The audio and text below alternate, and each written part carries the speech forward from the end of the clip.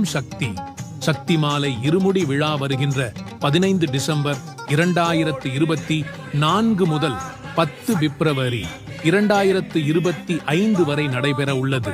சக்தி மாலை அணிந்து இருமுடி எடுக்கும் பக்தர்கள் சக்திகள் அனைவரும் தங்கள் அருகாமையில் உள்ள மன்றங்கள் மற்றும் சக்தி பீடங்களை தொடர்பு கொண்டு இருமுடி எடுத்து அன்னையின் அருளை பெறுமாறு அன்புடன் அழைக்கின்றோம். ஓம் சக்தி.